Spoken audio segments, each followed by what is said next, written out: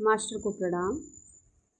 आगे आइए जानते हैं इस वीडियो के माध्यम से कि चारी जी ने मेरे गुरुदेव में लिखा है कि संवेदनशीलता कैसे बढ़ाई है। ये बात उन्होंने जब पूछी बाबूजी महाराज से तो उन्होंने इसका क्या आंसर दिया।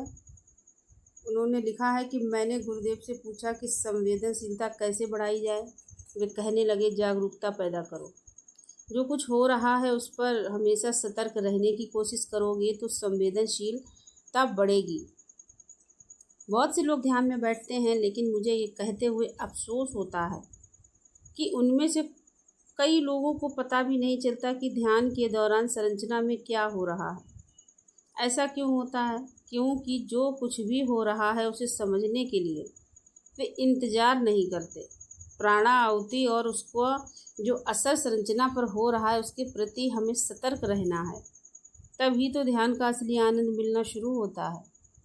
अब मैं आपको एक बात और बताता हूँ। किसी इंसान को अनुभव हो या न हो, प्राणाहुति तो क्रियाशील रहती है और अपना काम पूरा करती है, लेकिन असली मज़ा तो तब है जब हमें पता चले कि हमने क्या पाया। इसीलिए संवेदनशीलता ज़रूरी है।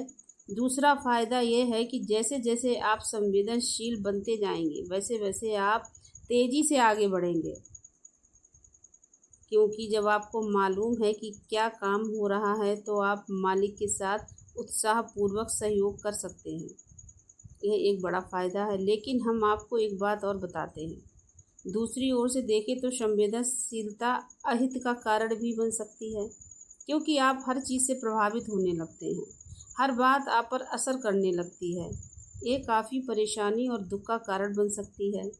ज़रा कल्पना कीजिए, किसी जगह या किसी चीज़ या किसी इंसान को देखते ही फ़ौरन उसकी हर बात आपके सामने ज़ाहिर हो जाए, तो फिर ये कैसे हो सकता है कि आप पर उसका कोई असर ही ना हो। ऐसे शख्स को अपने आसपास के हर इंसान के सुख दुख में हिस्सा लेना पड़ता है। कभी ऐसा भी होता है कि जब किसी नई जगह जाते हैं तो वहाँ का वातावरण इतना ख़राब होता है कि हमारा दम घुटने लगता है। हमें वहाँ की सफाई करनी पड़ती है, वरना हम वहाँ रह नहीं सकते।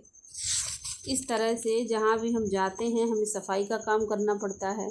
इसीलिए हम अपने अभ्यासियों से कहते हैं कि गुरु तो असल में जमादार होता है, जो सफाई का ही काम करता है। अशुद्धियाँ और अवांछित चीज़ें उसकी तरफ खींची चली आती हैं, जिसे गुरु को साफ करना पड़ता है। इसीलिए कहा जाता है कि पूरे देश के लिए एक काबिल संत ही काफ़ी है। वह किसी बहुत बड़े क्लीनर यानी सफाई करने वाले उपकरण की तरह पूरे देश की सफाई कर देता है, क्योंकि सारी अशुद्धियाँ और भारीपन उसके पास खींचा चला आता है। देख रहे हो यह तमाशा। असल में गुरु एक सफाई करने वाले की तरह होता है। इसीलिए मैं कहता हूँ कि एक संत के हिस्से में दुनिया भर के दुख ही आते हैं।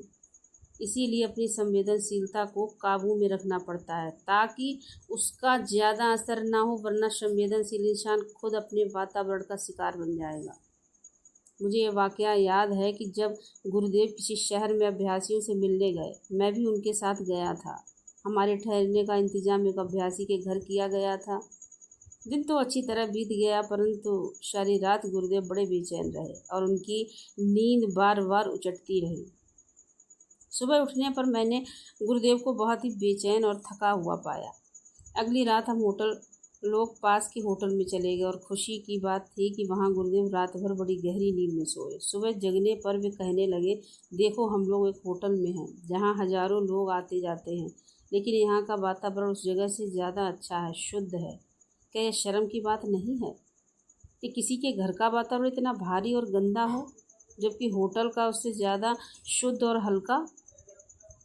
उस घर में रहने वालों के बारे में क्या कहा जाए। कितनी शर्म की बात है कि लोग अपने जीने का ढंग ऐसा बना लेते हैं कि उनके घर का वातावरण पूरी तरह दूषित हो जाता है, बिगड़ जाता है। सच तो ये है कि दुनिया को जिस हालत में हमने पाया, हमारा फ़र्ज बनता है कि जाते समय कम से कम उसी हालत में अवश्य छोड़ कर जाएं। दरअसल दुनिया को हमने जैसा पाया, हमें तो उसे बेहतर हालत में छोड़ कर जाने की कोशिश करनी चाहिए। इसीलिए सही ढंग से जीना बहुत महत्वपूर्ण है। जीने का ढंग ऐसा होना चाहिए कि हमारे संपर्क में आने वाली हर चीज़ बेहतर बन जाए। जिस चीज़ को हम हाथ में लें उसमें दिव्यता की झलक आनी चाहिए। धन्यवाद।